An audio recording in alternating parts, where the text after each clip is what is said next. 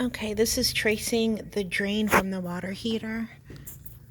So that's where the water heater is going to be. This is the drain for the pan. And I'm standing on the landing of the stairs right now. So that goes through the ground over to that little one there. Then it goes above the kitchen, down the side of the kitchen, and out there.